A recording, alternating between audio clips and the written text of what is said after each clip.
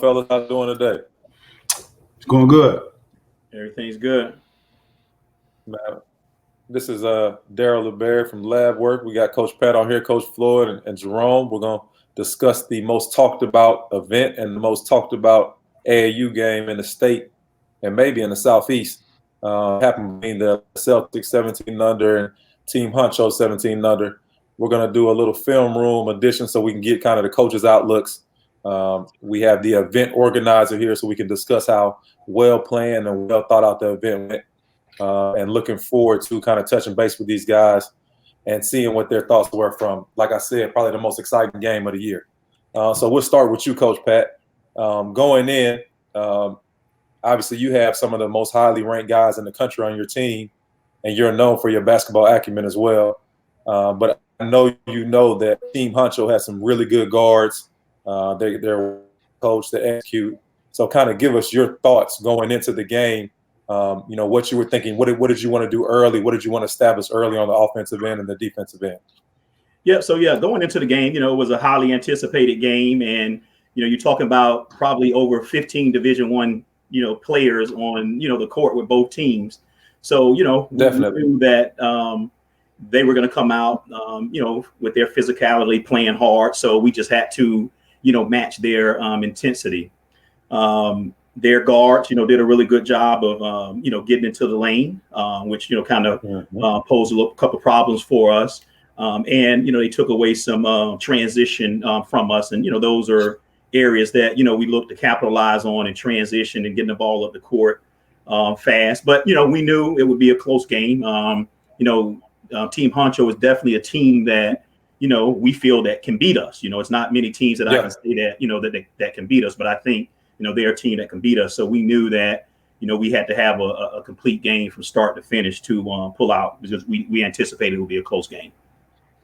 First of all, I want to say that Coach Pat has come a long way during the pandemic, because I know the old Coach Pat, and he didn't respect anybody. So for him to show that appreciation and respect, I'm very happy to see that, man. The pandemic has helped some things out. A 7-game series, we'll give them 1 game. I hear that. All right, so let's go to you, Coach Floyd. Obviously, you have some really good guards. I think that's the strength of your team. Nothing against your big guys. I think your big guys play hard. And Abidi obviously is a very good player as well. But the strength and the soul and the heartbeat of your team is your guard play. You got 4 guards that are as good as anyone in the state, and they can push tempo and make plays for each other. And then also, I want to know what your thoughts were going against, obviously, Big Jabari, who most people would say is the best player in the state. Matthew Cleveland just committed to Florida State today. Miles Rice, who I think is a lot better than people think he is. So I want to kind of get your thoughts going into the game, what you wanted to establish, what you wanted to take away from the Atlanta Celtics.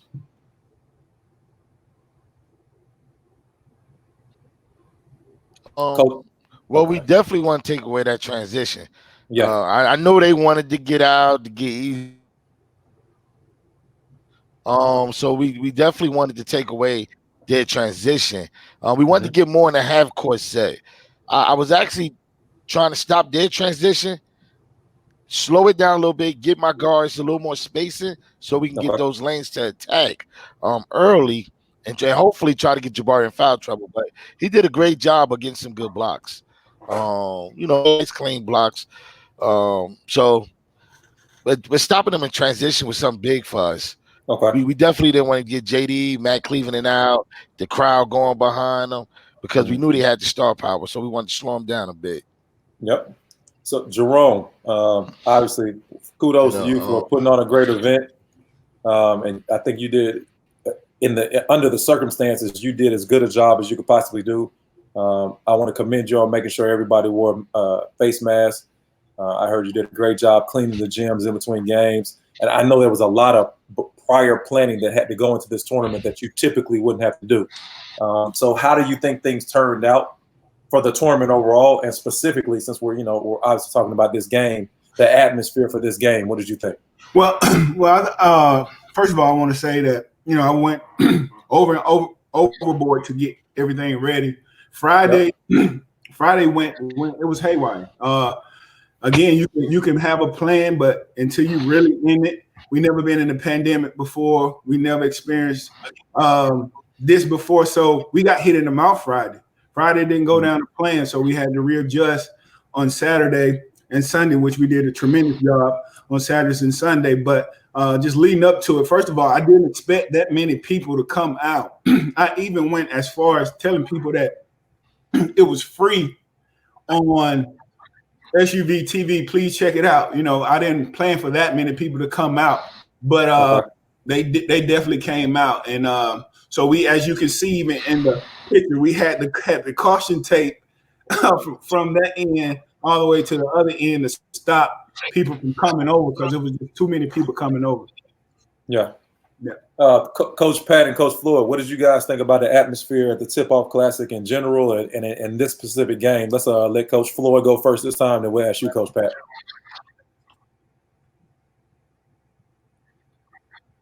I thought Jerome did a great job with it, especially on Sunday.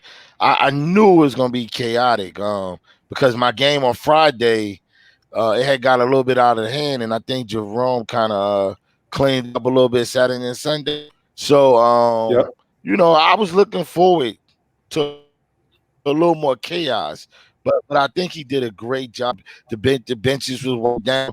The crowd was made. Like you say, put the caution tape up. So, you know, we was able to get the game going with no stoppage in it. So I thought he did a great job with it. Nice. What'd you think, Pat? Yep, it was awesome. You know, the Tip-Off Classic is all about matchups. So, you know, you got to come in ready to play, and you know nobody can hide in this. So, you know, Friday was a little, you know, real chaotic with a lot of people, but like I said, the crowd control on Saturday and Sunday really turned out really well. Nice. Marcus, can we go back to that first play? Because I think the first play kind of, in my opinion, set the tone for, you know, what we were in store for. So right off the tip, the Celtics got the ball, if we can go back. And then JD, obviously they want to try to establish Jabbar early at the high post, which is where his strength is.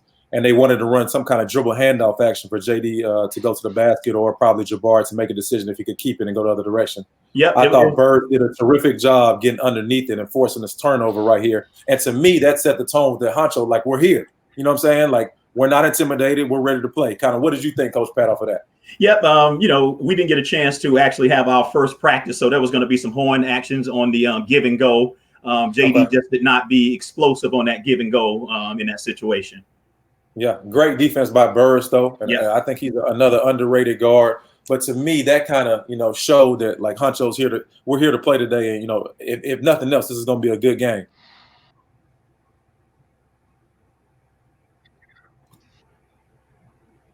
Can we go to let's go to 6:28 on the clock.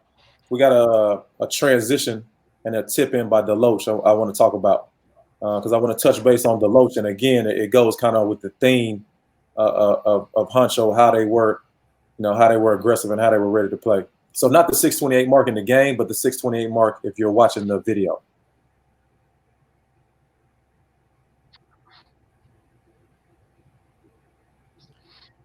And one of the things before you go to that, you know, that was one of the talking points too of being able to keep them off the board and giving those second chance points because they are relentless on the glass, and you got to box out and keep them off the backboards, off the glass.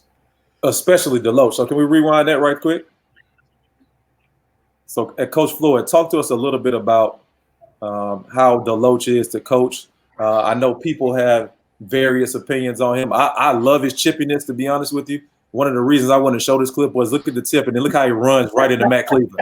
I love that. You know, people got a problem with that. I love that. I grew up in an era where that was like good basketball. Like, I'm here to play today, Matt. You're supposed to be right. I got the tip in. I'm here to play. Like, what you gonna do? That was one of our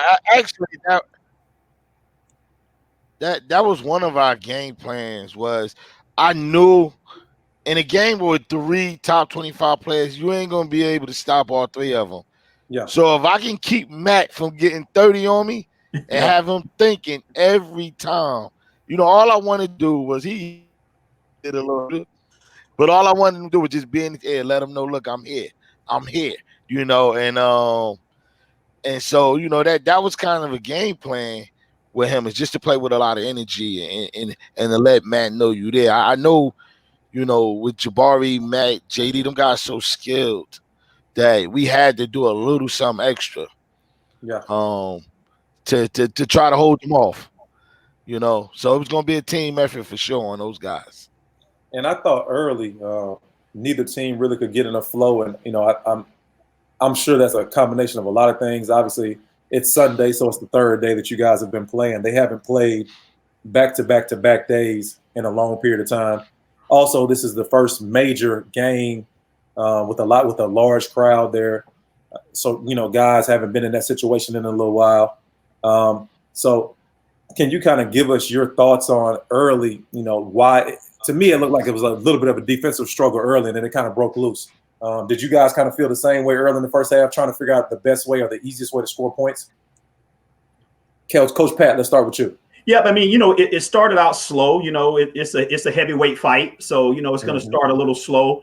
You know, they kind of had us, you know, more in a half court set. We missed some opportunities with some turnovers and some bad passes to kind of capitalize in transition. So you know, it started slow, and you know, that doesn't necessarily favor us by, you know, starting slow and playing slow in a half court set, but you know, it kind of played into their favor early in the game, I think. I agree. Coach Floyd, what did you think about early? Just, you know, like you talked about earlier, you wanted to get spacing for your guards to make plays. Probably wanted to put Jabari in some ball screen situations, get him away from the goal. He did a great job kind of hovering around the paint, changing and blocking shots. What were you trying to do, and then what were they doing to counteract that early?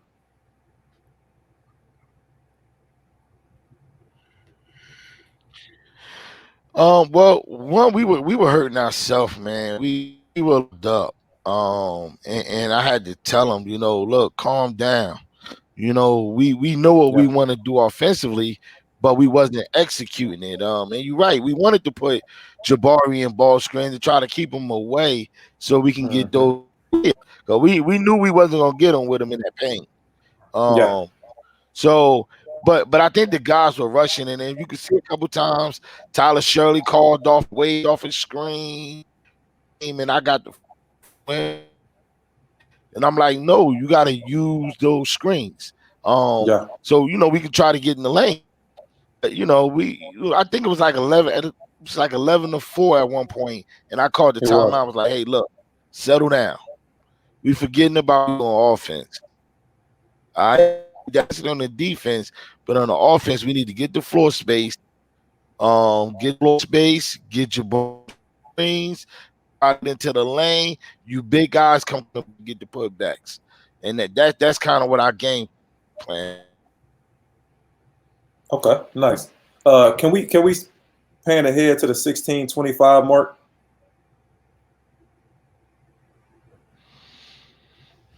We got a missed shot and then a block shot by Jabari that turned into an outlet to JD for a lob to Matt. I think that was a huge play, kind of a momentum play early, and that kind of, you know, released the jitters a little bit from both teams. This is it right here. Jabari got a block outlet to JD. Got Matt for the lob. That kind of got the gym going a little bit, some energy, because the game was very slow up until that point. Did you feel the same way, Coach Pat? Yeah. And you know, this is how we want to play. We want to get up and down and run. So we had a kind of couple opportunities that we connected on. So giving us a little momentum, you know, because we want to push. So it was a great run here. And like I said, we were just looking to break it up to that 10-point, but we just could never get away from them early in the game. And Coach Floyd, you talked about it earlier. You wanted to slow those guys down in transition. So a couple times throughout the game, it looked like, even though you have great guard play, because they penetrate and get to the rim so much, and I think all of them are used to scoring as well, sometimes you didn't have great floor balance. You didn't have anybody getting back in transition, which is obviously, you know, what in college, what most guys will do is, if they think the other opposing team is great in transition, they'll send two back regardless. Yeah. You know, we might send three to the glass, we might send two to the glass, but two are going to sprint back regardless. One's going to stop the ball, the other one's going to protect the rim. And I think that didn't happen a couple of times. Is that something you guys talked about as the game went on? Or did y'all have any conversations about floor balance and guys getting back to stop the transition? Well, yeah, we did. And, you know, we kind of focused on that. And getting back in transition and making sure that the off guard was rotating back. And and you know, that next man up, we would crash at 3 to the boards. Back in another guy was getting back right away. Yeah. Then of course that Cleveland we was trying to deny that. Because we know if they come in here, they was off and running. I just think we and like I said, in the emotions, and some of the guys didn't rotate back the way they were supposed to. I'm gonna go get the ball to get a quick layup. When we got down early, everybody kind of got the jitters on the offensive end. Yeah, and it kind of hurt us on the defensive side of the ball. But I think it wasn't until I made a few adjustments, some subs, that we really started getting back and slowing them up a little bit on the transition. And that's a great point. I think both of you guys, even though you have star power at the top, I think both of you guys have very deep teams. You can go deep in your benches at multiple positions. So that makes your team stronger, and they also kind of bring something different to the team. So when you need a little bit of a spark, you can go to different guys. And I think that was huge as the game went on. Can we go to the 23-36 mark? We got back-to-back threes by JD and McConnell. And Jerome, let me get your comments. I know McConnell's one of your favorite players around. Can you just kind of touch base on why you like McConnell and what do you think he does well? Yeah, I first seen him when Lanier played at Sean event last year in high school, and the kid just stood out. I didn't hear a lot about him. I didn't even know who the kid was, and then I learned a little more about him, and then just the way he handled the ball and his ability to stroke the ball. Stroke the shot. Like, shooting never runs into the slump. And we all know that as basketball coaches.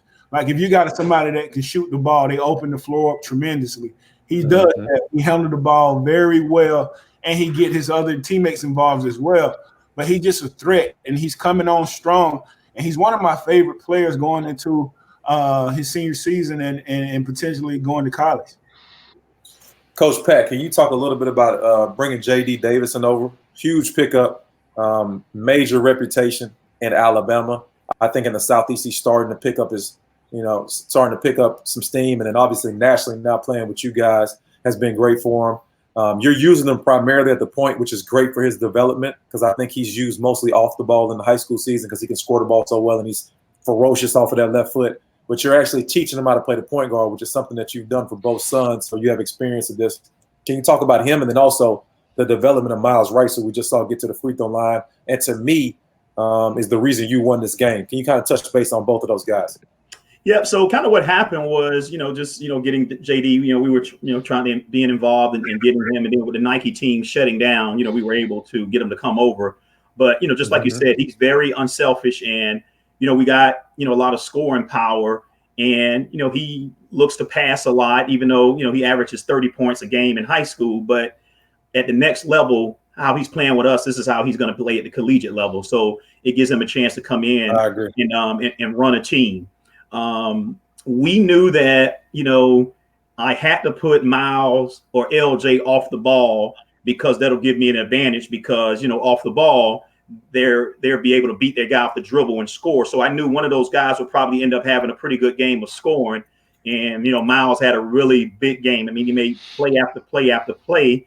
And, sometimes, when you swing that ball, they don't cut the drive off and there's no backside help. So they didn't do a good job of helping. And Miles was able to get to the basket and get some easy layups and make some really good plays down the stretch to kind of help us win the game. He played really well. I think he's probably underrated. There are actually some other underrated guards in this game, but his ability to shoot the ball, play with poise, make decisions, he can play the point, and it's going to pick up steam depending on if we have a season. But that's a whole other show. We won't even get on that. Playing with Jabari would be huge for him. Yeah. Coach Floyd, just with you. I think you just got a tech right here. They call 2 offensive fouls on screens. Give us your thoughts. A lot of coaches would like to get a tech right here just to kind of change the momentum and let the referees know, we don't appreciate the way you're calling the game. Some people also want to do it to fire their team up. We need some energy. Or were you just pissed off and you thought they were bad calls? Give us what you thought right here. Well, I thought the kid hit the ball and it came off his leg, and the referee give it a look. And I wanted to let them know, like, hey man, look, we play too. You know what I'm saying? I know they got the history, they got the name. Some of these events, some of those guys, they see Celtics. They've been refereeing for 20 years. Anybody coming to the state of Georgia know if you had any big time tournament, the Celtics got history. And I wanted to let them guys know, like, hey man, look, we here to play too. You know what I'm saying? A ball came off his leg. I'm standing right here. You know what I'm saying? My eyes work just as good as yours. So and I didn't say anything out the way to him. But I wanted to let them know we were here too, you know what I'm saying? So, you know, my kids come to play too. We all suiting up the same. And so you know, that was the only thing I said to him. But I just want to touch on something real quick that Pat said. Our goal was to push him sideline, baseline, and track. Mm-hmm. So a lot of times Miles and JD did get off because that backside help didn't come over the help. Right. And that was something that we preached and preached. So it looked like our guards were giving them a lane, but it was supposed to climb up on them. Okay. And I think at the end that hurt us because we might have gave up about 12 points. I think JD had a couple layups that way. And Miles, I mean, I knew the kid could play, but I didn't count him for 20. I promise you I didn't. You know what I'm saying? And it's not that I was counting him out. It was just with 3 top 25 players, you know, who think it ain't enough basketball. Yeah. You know, and I think this 20 kind of shocked me. So during halftime, we had to make some adjustments. The kids kind of never caught up to it. But, you know, but I just wanted to touch on that. But, yeah, back to the referees. You know, I just wanted to let them know, hey, we here to play too, man. I got a good team. I know you may not know us, but we here. Man, the referee's so he didn't like what I said. The referee's been in the pandemic too. They haven't officiated either. They rusty just like the players, man. So, you know, I'm hoping that it was wasn't done intentionally. But after that, I did see the calls kind of evened up. So I think it was a tech that was well worth it. Great points about the Celtics being a kind of a longer tenure team and Team Huncho being a new kid on the block. So now I got your perspective. I want to see, Pat, what's your perspective on playing Team Huncho and how they've come on? So the the Celtics, y'all are on one end of the spectrum. Tell me what you think about the new kids on the block.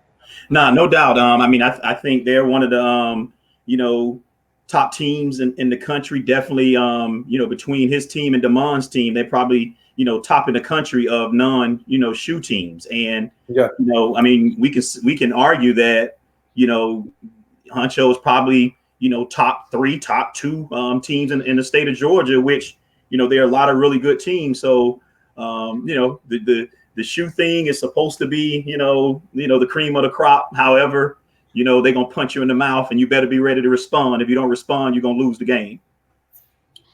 I think the shoe companies and the shoe circuits are not as valid or valuable as they typically are because of the situation that we're in. So correct.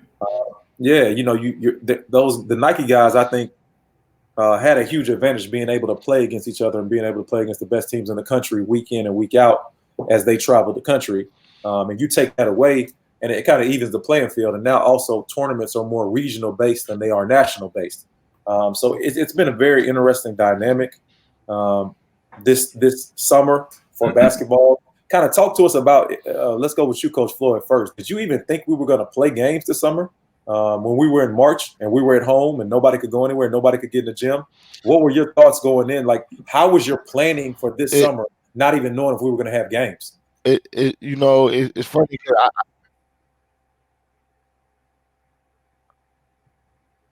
I was really done.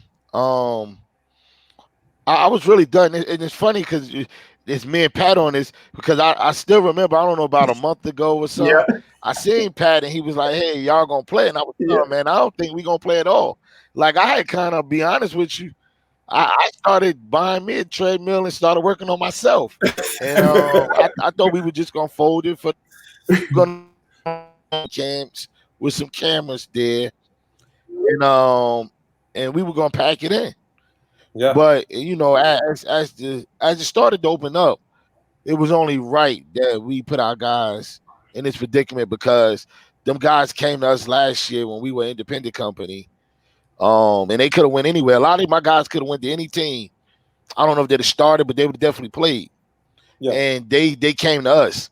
So it was only right for me to come out and to do what I can do to help those guys out this year. Same question to you, Jerome. As you're planning the tournaments and planning the events, and we're in March, and we're in April, and you can barely leave the house. You can really only go to the grocery store. Nobody's getting in the gym, getting any work in. Facilities are closed. What are you thinking? Is the event going to happen? What kind of planning should I be doing? Should I be putting money into this, not knowing what's going to happen? What were your thoughts? Two things. I want to first talk about the COVID thing. So my thoughts went into it. So it was originally scheduled for April, and so the pandemic happened. So I rescheduled it for July because I figured by July everything will lighten up a little bit, right? So we got the okay from the health officials from Swanee, from the city of Swanee, and well as the state of Georgia. At this time, I still didn't want to run it. I still didn't want to do it, but I called like people, you know what I mean? Like Atlanta, we're very close when it comes to basketball. It's like a community.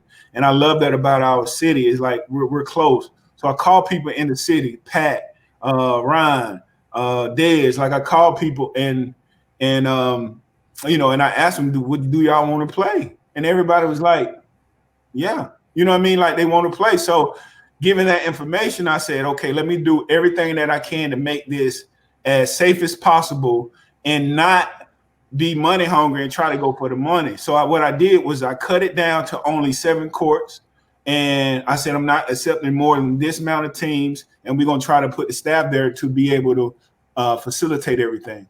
So that's what I did. But to kind of piggyback off what you guys were talking about before, about the independent team, and this is why we created the Tipoff Classic, is because those circuits, they protect their team and their brand and their players. They protect that, right? So the Tipoff Classic give you a chance where Adidas can play Under Armour, Adidas can play Independence and Nike and vice versa. So we really get a foundation on who's good, right? So every year we have those teams where it's an independent. When Georgia Knight went against Team Loaded and beat Team Loaded, and Team Huncho make a name for themselves as an independent. And so every year, the Tipoff Classic, we have those independents as well as those shoe company teams that compete at a high level.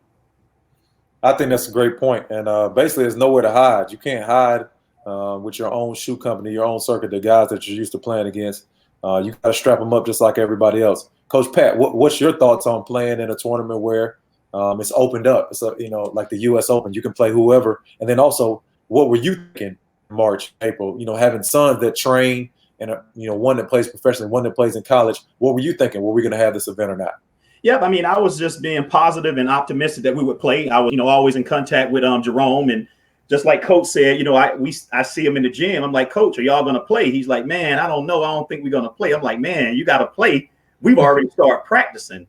So, I think that, with, him coming out to play, like you said, with all the kids that probably could have gone other places, it kind of gives everybody an opportunity, to be seen and get scholarships. So that's what it's all about. So, it's just, being safe and kind of, the parents just making sure that, their kids are just take a chill, stay away from parties and things like that for the next couple of months, because it means so much, to the kids and, for their opportunities.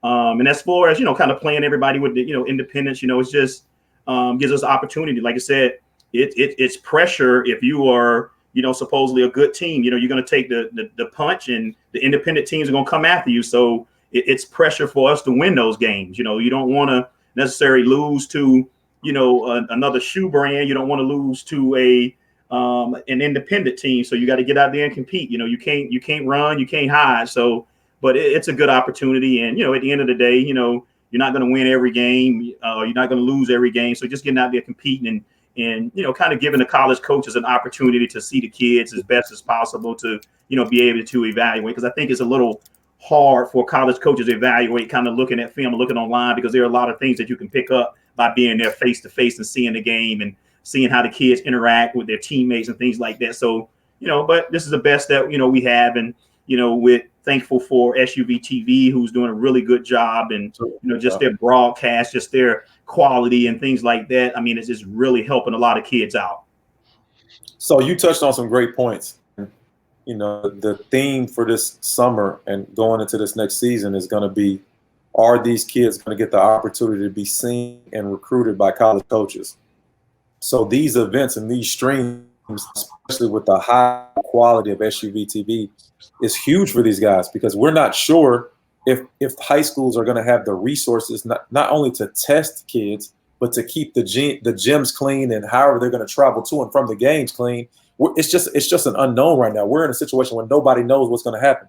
So these opportunities can be huge for them. An opportunity for Burris to get to go up against J.D. Davison, and people can kind of gauge where he's at from a guy that everybody kind of knows where he's at, is a huge opportunity. For Deloach to get to go against Jabari Smith and kind of see where he stands, or, you know, can he compete with him, is a huge opportunity. And for some of the guys off the bench who a lot of people might not know, this is an opportunity for college coaches to get to see these streams and kind of figure out where they are. So Jerome, matter of fact, not Jerome, sorry, Coach Floyd, have you had any conversations with your guys, and are they concerned about getting recruited this year?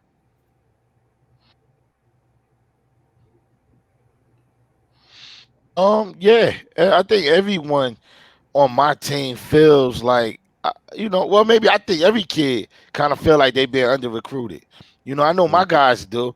My guys think highly of themselves and they put the work in, so they feel like they, you know, they always under recruited, and that's why when we go to these events, I always say the best. You know, I mean, I don't necessarily say, well, I want to play the Celtics to beat the Celtics. I mean, I'm quite sure me and Pat got some competitive nature where we want to win, but I want Jalen Deloach to match up with the Jabaris and a DeBurris, who, like you said, is a kid that's been under recruited. I want to give him a shot. I know everybody gonna be watching JD. So you know, we always, I require that we play the best, because my kids want to show coaches, hey, I went head to head with this guy. You know, see me, you know, see me too. And yeah, we talk about it all the time. I show them guys that's ahead of them, and I say, hey, they're on our schedule. It's on you, you know, to do the things that you need to do out there on the floor to show coaches that you can play with. Yeah. And then just to add that, we talk about it all the time, to answer your question.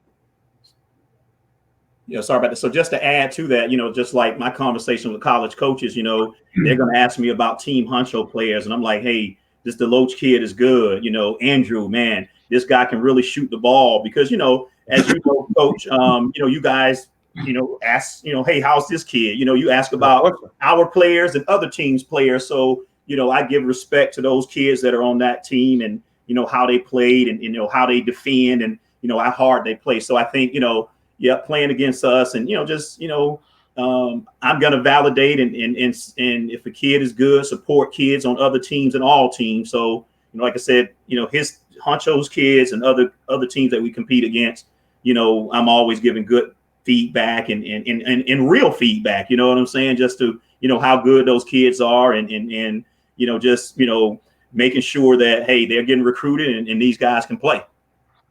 You just dropped a nugget right there, Pat, because I don't think a lot of these guys realize that college coaches sometimes don't trust their eyes. So they'll ask someone who they trust and who's had players that are good enough what their opinion is. So when you make a three and you run by Coach Pat and tell him he can't coach or they can't guard me, just know that 5 SEC coaches might be calling Coach Pat to find out what he thinks about a kid. So not only will he tell him if you can play, but it'll also tell him if you're a bad kid, you talk too much, he's got a bad attitude. So always know that you're being evaluated by everyone. You're always being evaluated. Make the right, be nice to people, play hard, be respectful, do the right thing, because people are always watching you, and you never know who's going to ask somebody about you. That's a nugget that Pat just dropped on you. Yeah, that's 100% correct. Yep, that's correct. Can we go to 36-55? We got a block shot, another block shot by Jabari. He ended up with 4 block shots in this game, and he changed a bunch of them. This led to a scoring opportunity for Miles in transition. JD kind of fumbled the ball. This got the lead to 29-20 with 15 minutes left. And again, this is kind of one of those situations we were talking about where you guys wanted to get out in transition. So, Coach Pat, talk to us about how your defense led to offense a lot in this game. Yep. So, we got. I mean, we were fortunate to get several of these plays off of a defense and get out in transition to get a easier bucket because our percentages are higher in transition as opposed to the half court set. So Jabari did a really good job of defending, and then we got it together on making those lead passes to get some easy buckets. I think Miles benefited a couple times on getting some easy layups. He did. And can we go to the 38-08 mark? We got back-to-back shots by Jabari. At this point, he had 8.7 rebounds, 2 blocks. He wasn't scoring the ball well, but he was really impacting the game. But then Burris came right back down and answered with the and one very aggressive, strong basket. Coach Floyd, can you talk a little bit about Burris and his development and kind of where you think he's at and what he does well?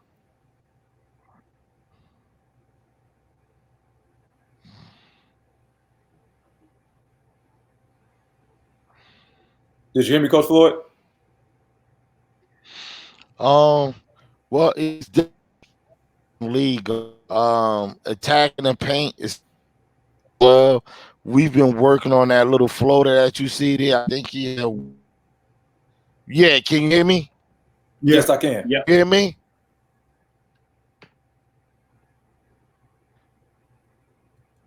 Yeah, I can hear you. I just think there's a little bit of a delay, so I just got to be patient when I ask you a question. Oh, you gave me now? Travis is a strong lead guard. Attacking the paint. Definitely coming off a ball screen. Yeah, definitely attacking the paint. Coming off ball screens is one of his strongest. All right. And I'm shot. So I think he's underrated because he don't take a. He's a perfectionist, and if he don't have his feet set and do things the right way, he's not going to take those shots. But he can take them good form. He just for some reason, he doesn't like to take those shots, but he's strong as an ox, man. I'm telling you, he's. I know a lot of people look at his size, but he plays well for his size. So I'm real high on that kid, man. A lot of everything we do run through him. As far as he's like a Jalen DeLoach, but without the extra, I like that. I like that.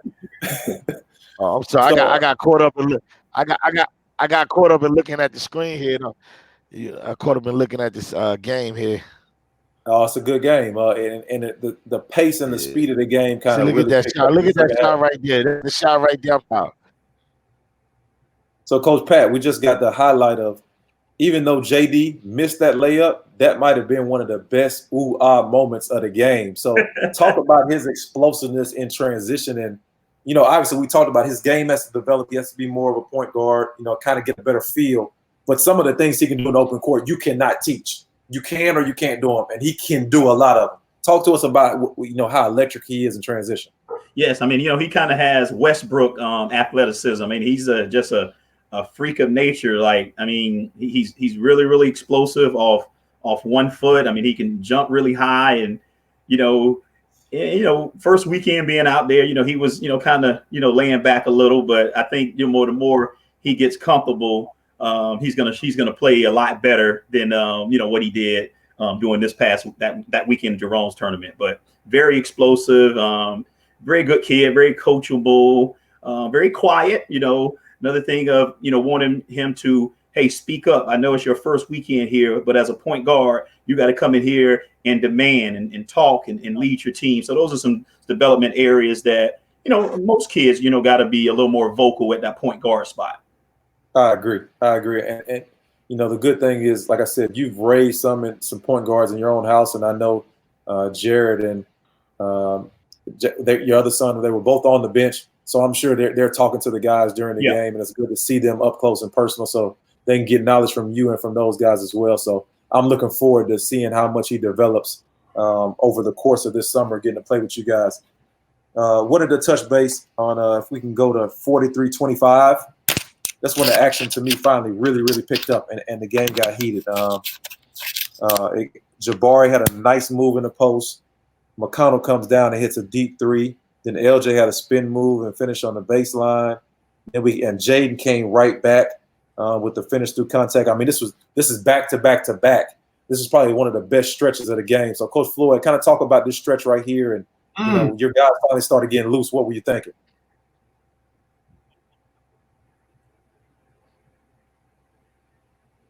Man, I was thinking, here we go. You know, this is what I've been kind of waiting on. My guys usually once Andrew get going, and then you know Burris started going, I'm thinking, okay, got some offensive rhythm right here. Let's keep this going. Now we can kind of get up and down with these guys. You know, we running the floor the way we supposed to. You know, we just had a few mental lapses on defense. You know, we still want to transition, and we was kind of slow in getting back. But at the same time, I'm thinking, okay, when we putting points up, because at that point you see it's a low scoring game. Very low. So as we started to put points up, I'm thinking, okay, now we got some rhythm going. And that allows us to get going. Now Jalen, you know, he can get back to talking this smack, and you know that's how we play. We always play with an edge. Yeah. So at this point, I was thinking, okay, we now in rhythm. Coach Pack, talk to us about LJ. He made some great plays early. Then we just talked about in this stretch, he had a nice post spin move, finish around the basket. You're bringing him off the bench. That's how deep you guys are. He could probably start on a lot of AAU teams around. So talk to us about how we're having to manage an AAU team and manage the expectations and manage the egos, and then also where you think LJ is and what he does well. Yeah, so you know, he's a tough lead guard, you know, combo guard who can play, you know, the point and off the ball. He shoots the ball well. He plays with a chip on his shoulders, and I mean, he's just really a tough guard. You know, I think, you know, he's progressing. You know, the challenging thing is, you know, when you come over and, you know, play with me, you know, you do have to, you know, be able to, you know, run the team. You know, I want to give you a realistic expectation like it's going to be when you go to college. You know, yeah, we want to get up and down. We want to run. So I think for him, you know, just transition to be able to, you know, look to get others involved a little more. And you got to pick your spots when it's time to be aggressive and when it's time, you know, to get the ball and put your big money man in the pick and roll sometimes. So that's just, you know, things that, you know, a lot of players, you know, got to learn because, you know, at the next level, you know, point guard, you ain't getting that many shots. They're not going to call plays for you at the next level. Your job is to get other people involved. And then when the shot clock winds down, then it's your time to go to work. So he's transitioning to, you know, be more of a point guard. And, you know, he's adjusting well. All right. So this is what I'm going to call the Coach Pat translator. So he just gave you all this politically correct stuff, but I really know him and I've heard him in the gym. So the truth of what he really just said is, sometimes he wants to play too aggressive and shoot the ball too much. And if he gonna play point on my team, he not gonna play like that. He gotta bring the ball up, run my play, get the ball to Big Jabari, let Big Jabari go to work, or you're not gonna play. Let me just say something. TJ, I love that kid. I watched the kid that game. You can see me coming out of the corner, but I like the kid.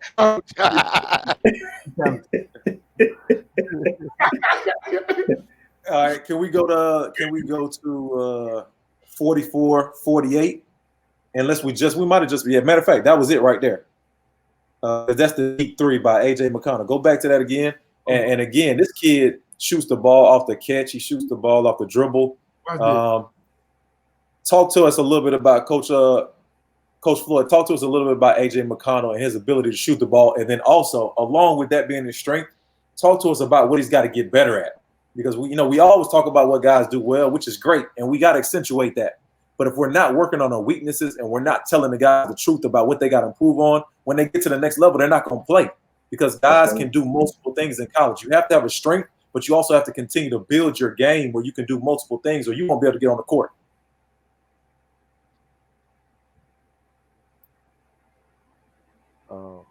All right, so first I'm gonna correct it's Andrew McConnell. I don't want to get killed by his I, mama. I apologize. Let that That's my slip up. fault. That's It's an my fault. AJ. Andrew McConnell. I apologize. No, but I think the biggest difference in the final game was if you see some film from last year over the pandemic, he's hit the wall.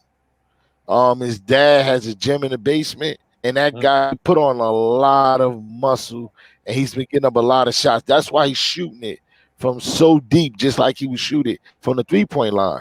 And that's something I want to show coaches, because when you 6 feet 6'1", hey, he can get it over. You come over past half court here, threat to shoot.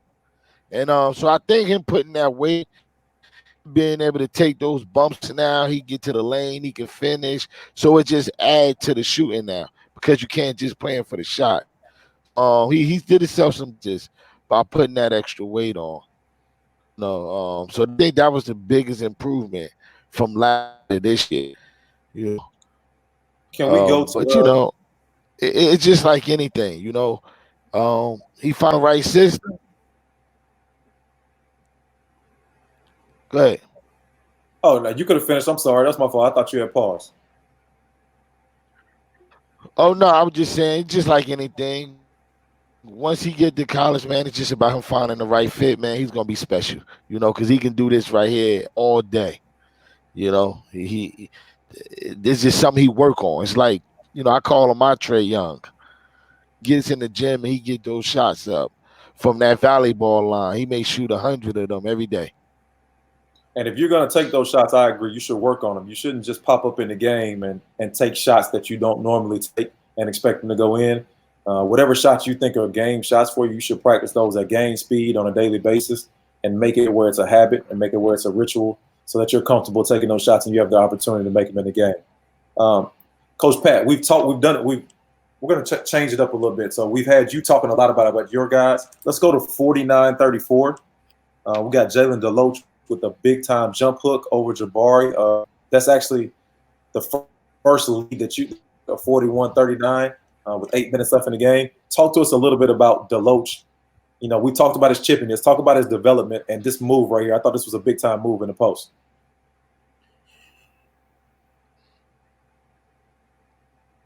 Yeah, I remember the play. It's not up yet, but the thing with Jalen is if he can bring that consistently, not when you got a big time matchup. If he plays like that day in and day out, I've talked to a lot of coaches about him. I love his energy. I love the way he competes and how he plays, and it's just him putting it together, being consistent with it. I agree. And then obviously, he does all the little things, all the dirty work around the basket. If he can develop a skill package to combine with all the dirty work things and the chippiness and the aggressiveness, then I think that takes his game to another level and he adds more value. I think he has value now. Yes. But I think it gives him more value if he can add a little bit of offensive punch. This is it right here. Great set where we get him on the left block facing the rim. Nice dribble to the middle and nice jump hook. If we can go back and kind of see it because he had good extension, I thought it was a big-time move. Yeah, that was definitely a big time move. I would like to have Jabari to send him over the other shoulder, but he put himself in a situation where he kind of backed up, and it's going to be hard to block that ball up there with that shoulder on Jabari. So talk to us about that's a good point. Why would you like for him to send him over the other shoulder? Because I want kids and I want people at home to understand when you say you want to send him over the other shoulder, why would you do that and what does that mean?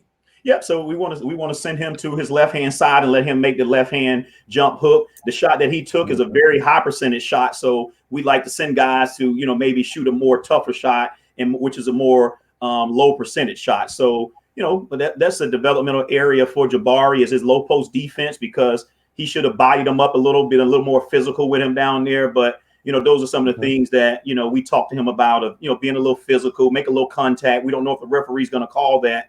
And just, be a little more physical on that post. Great nugget. Great point right there. Marcus, can we go to 51-50? This is a huge three by Jaden Harris. It gave Huncho back the lead 44-41 with 6:30 left. And then Miles kind of answered right back with a tough run off the glass. Give us your thoughts, Coach Floyd, on this stretch right here with the three by Jaden and then the tough runner by Miles. Again, we got caught sleeping after a big shot.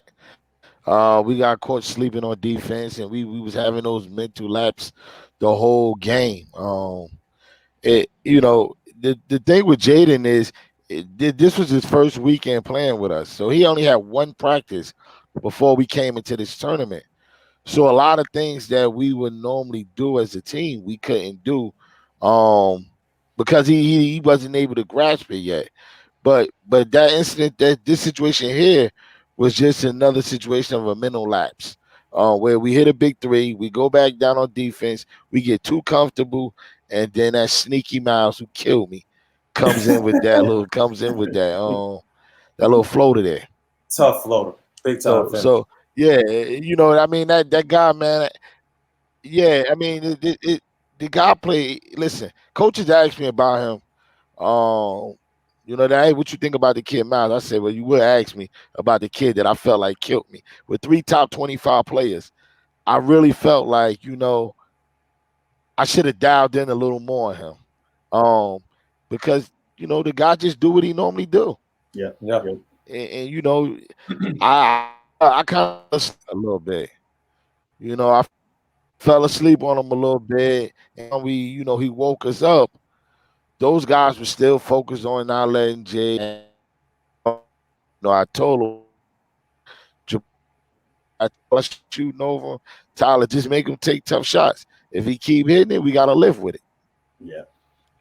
But with Miles, we really should have honed in on him a little more, because by that time he had got it going.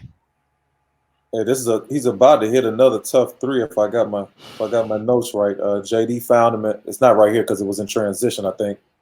It must be the next clip. So if we could go to 54-15, JD kind of probes right here, finds Miles for a 3 to tie the game. Huge shot.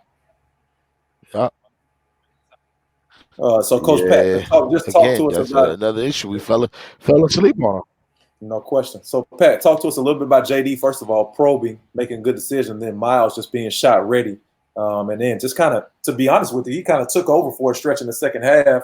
Is this something you guys talked about, or did it just happen in the flow of the game where he just ended up with the shots and took them and made them?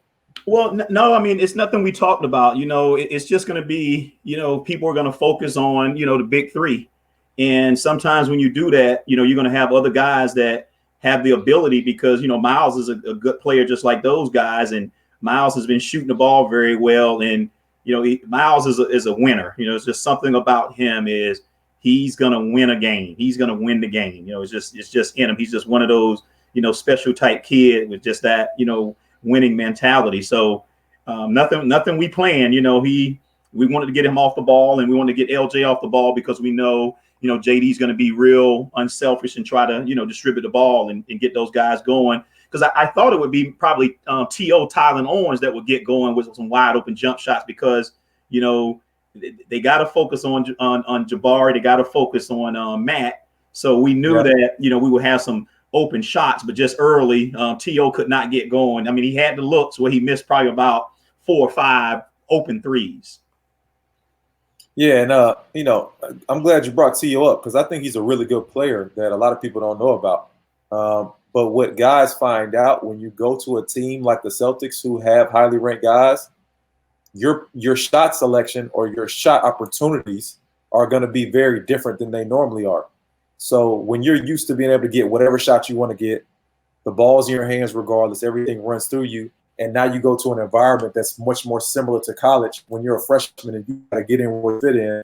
Yeah. You got to play good defense, and you just got to take your open shots. And when you got to make them, and as time comes, you build trust in your teammates and you build trust in your coaches. So I think T.O.'s in that situation right now. He's trying to build trust in you, and he's trying to build trust in his teammates, and he's also trying to be confident in himself and his ability to play with these guys.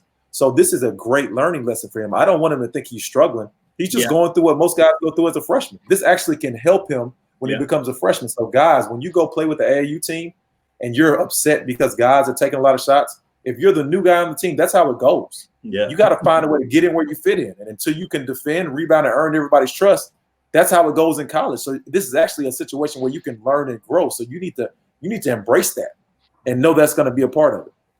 Jerome, I want you to touch base with us about kind of at this point in the game, it's 40-46, 4 minutes left. It's packed. You can see people standing all up top. It's capacity filled. Are you a fan right now enjoying the game? Or are you in the mindset of I'm the organizer of this event? I got to make sure nothing goes crazy. Well, if you look upstairs, they was right there toward the end, toward the hoop scene sign. But now I have pushed them to try to go all the way around. But the game is so close. They're moving, but not a little. They're just moving a little at a time. I have a guy up here that's supposed to be monitoring. Then I got another guy up here. They come get me, and I go upstairs and try to get them to go around.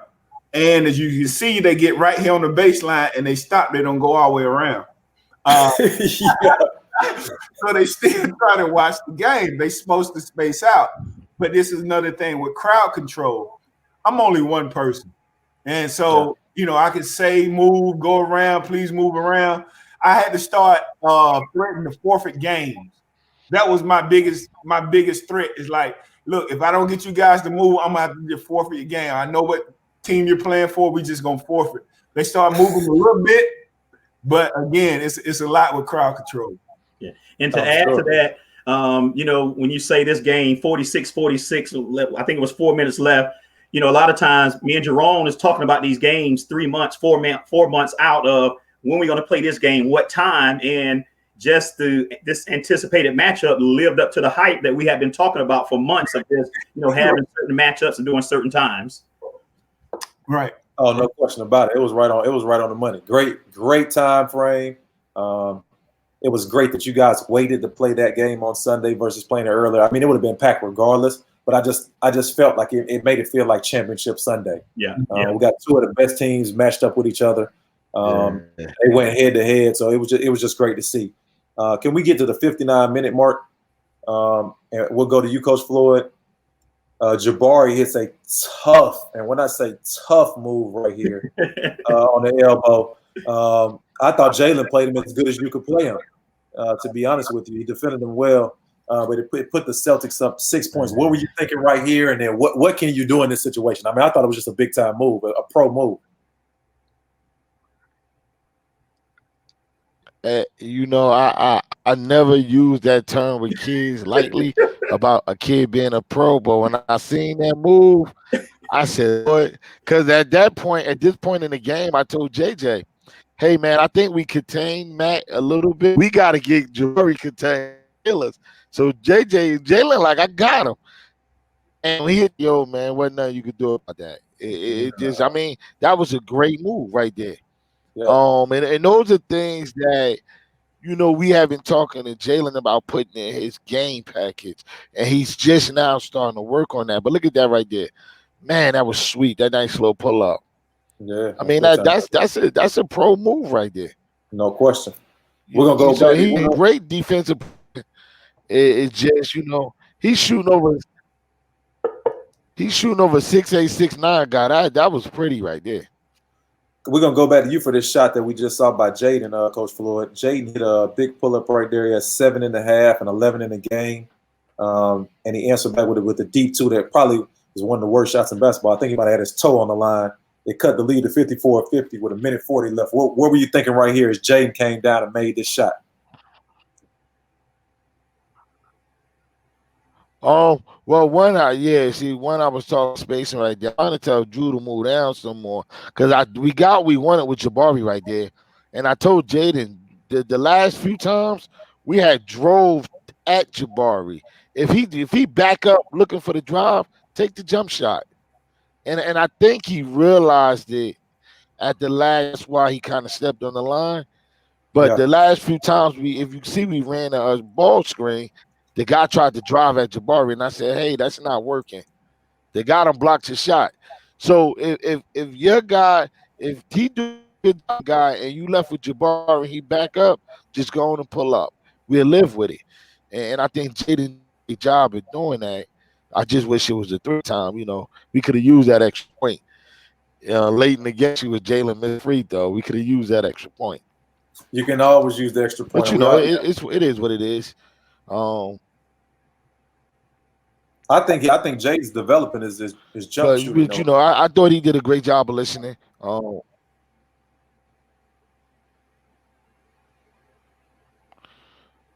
Well, that's one of the biggest things we wanted him to show is that he can shoot the ball. I think a lot of people was you know, he came and went our first practice lighting it up, and I'm like, hey, we got to get you to do this in the game, because talking to coaches, they more worried about your shooting than you getting to the rack. Mm-hmm. So, and I thought he did a great here. Can we go to the 103-13 mark? We got an inbounds play right here, and Coach Pat, I want you to talk about it because they actually, I mean, you guys got what you wanted. It was pretty good pressure by Jaden Harris, and JD kind of just fumbled the ball off his foot. Can you talk about this baseline out of bounds? And did you guys draw anything up specific, or what was going on right here? You know what? It was just a you know, just a bad slip out of his hands, and I told him, I was like, dang, I wanted to get a timeout right there just to draw up a inbounds play to, you know, get the ball, because I knew they probably going to be in a situation to foul. So, you know, we'd have got the ball to Jabari to go to the foul line. So it's just something that, you know, the ball just slipped out of his hands, and, you know, we were still calm at that point. Like, hey, you know what? We got to get a stop now. Let's get a stop. So we were still confident that, you know, we needed to lock down and get a shot. You know, they were shooting the ball well. You had three guards that could get in the lane really, really good at this time. And then you had Deloach that was going to come clean it up. So we had our hands full, but we were still confident that we could get a stop at that point. Coach Floyd, were you guys thinking, trying to anticipate getting a steal right here? Were you going to foul right away? What were you guys going to do if the ball didn't slip out of JD's hands? What did you tell your guys to do in that situation? Well, we were initially going to try to run a little jump trap on him, and if he was to make a clean pass, then we would foul the next person the ball touch. But we thought that, you know, maybe if we can kind of jump trap him and steal the next pass, that's why Deloach stood up. We was kind of hoping we could steal that next pass. If not, but then we were going to foul right away. I didn't initially want to foul right away. I wanted to try to get a steal first. Okay. All right. So that's what we was kind of hoping on. And he, you know, JD this out by dropping the ball out of bounds.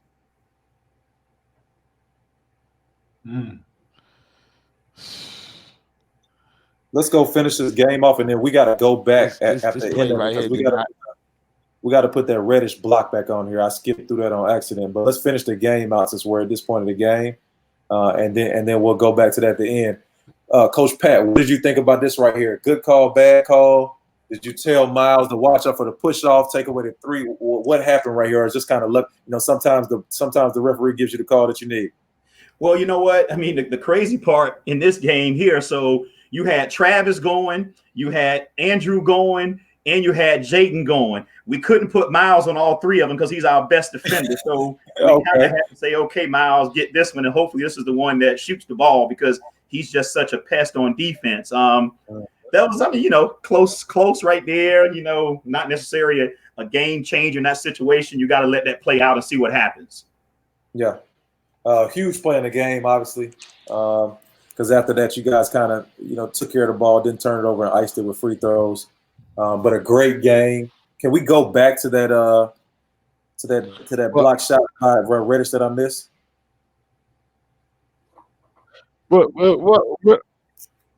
Real quick, Doc. Can I just say something about that last play, real quick? Yep. That if you go that last play, that ball was supposed to go from this to Deloach in a post. I was trying to put the pressure on the referee. He had Jabari sealed in the post, and I was hoping because we was only one. Yeah. I was trying to use Drew as a decoy, but Travis felt like Deloach didn't have a good enough. See, if you see him, he's sealing it now. The ball was supposed to go around and go to Deloach right there. Mm-hmm. That's where it was supposed to go. But Travis said so he kind of swung it back to Drew, and it led to that. Wow, I didn't even. Actually, because I knew they were going to play Andrew. Great call, and Deloach got it right. He would have had it right where he wanted it, and then we don't know what would have happened, but we always want to play inside out. He sealed them. He sealed them perfectly. You know what I'm saying? But it did. Sometimes the kids just don't do what you ask them to do. Young players, young guards, still trying to figure it out. This is that block that I missed. I don't know how I missed this. This is one of the plays of the tournament right here. Miles turned it over. Could have been a foul call. Looked like Deloach was going to get a dunk, and Reddish came out of nowhere and literally blocked it with his elbow. Coach Pat, talk to us a little bit about Reddish and his development. Obviously, he has a brother that got drafted in the lottery, played at Duke. Talk to us a little bit about Reddish and where he's coming from, and do these kind of plays surprise you? You know what? He's done some super athletic things. He's just kind of inexperienced right now because he didn't play high school ball last year over at Wheeler.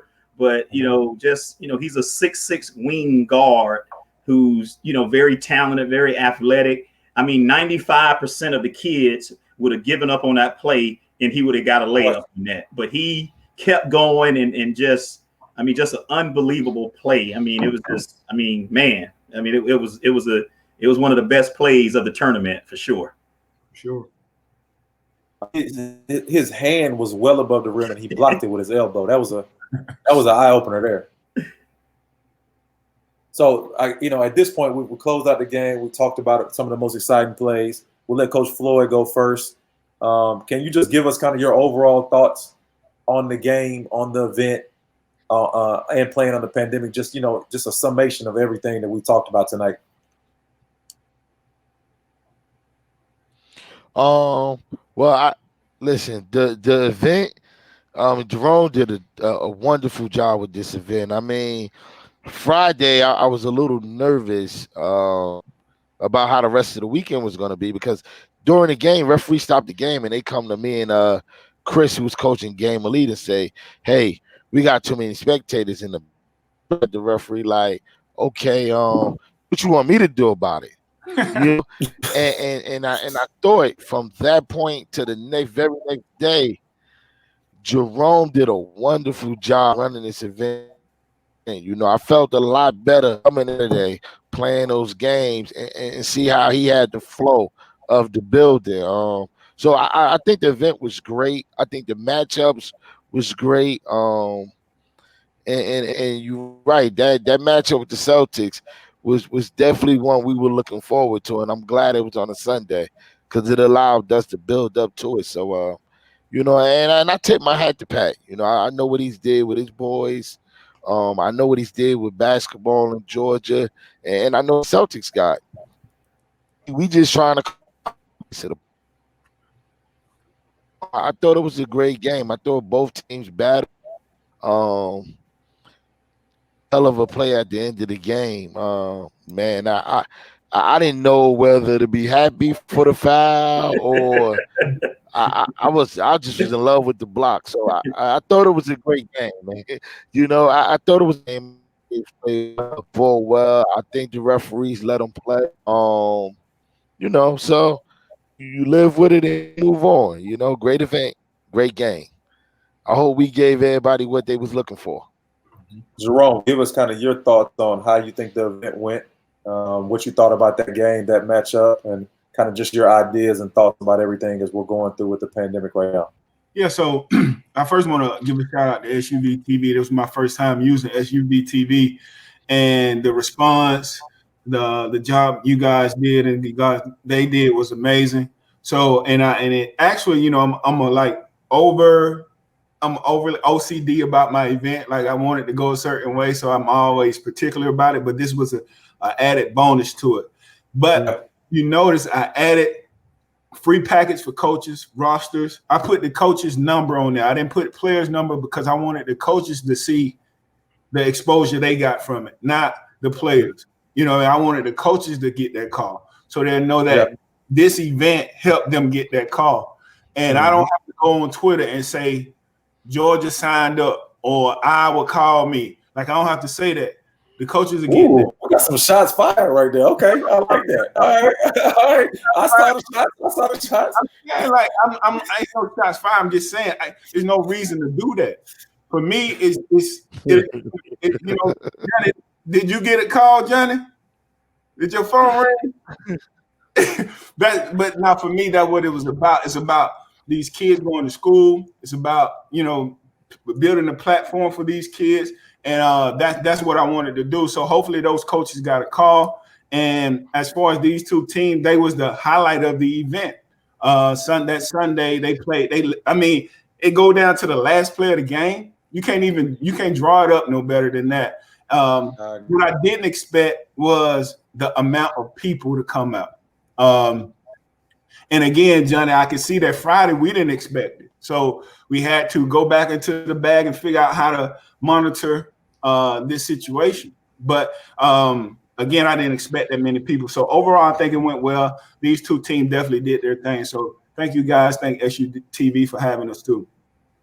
Coach Pat, give us your thoughts on, the game, the event, and just, again, everything that's going on with the pandemic right now and the opportunity for these guys to go out and play and hopefully stay safe while they do it.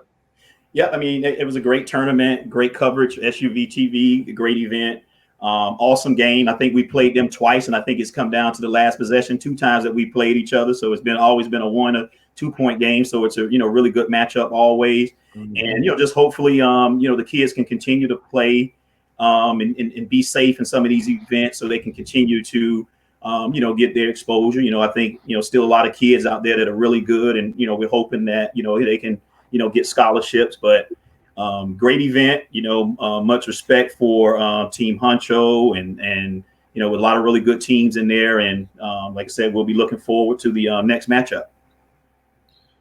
Well, guys, thank you guys for coming on and kind of, letting us peek into your brains and get some of your thoughts on what you're thinking during games and also about certain players. And I think we dropped some great nuggets talking about knowing that college coaches will speak to different guys about you, especially guys who they have your opinion. So make sure that you're always on your P's and Q's and that you're always respectful to people. And every time you step on the court, know that you're being evaluated. We talked about point guard play, which is huge. You guys don't have to be more important guards. Most of you are going to have to be able to initiate offense and create offense for your teammates. So know that going in, that's a skill that you need to develop and grow and, and learn to mature in. And big guys play with an edge. Jabari Smith didn't score the ball great, but as good a player as he is, he impacted the game in every single aspect, every way you could. He had 4 blocks, multiple contests that changed shots. He rebounded the ball. He played hard the entire game. It's something that all you young players can learn from. It's not always about scoring. It's about impacting the game and helping your team win games. So I thought this was a great event. I really enjoyed this platform. Hopefully you guys enjoyed it as well. Thank you guys for coming on LaBWork and look forward to following you guys' success with your teams moving forward in the future. Thanks again, guys. Thank you, man. Thanks. Okay.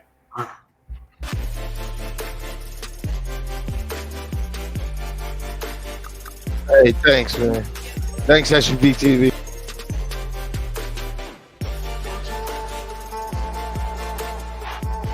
Thank you, Marcus.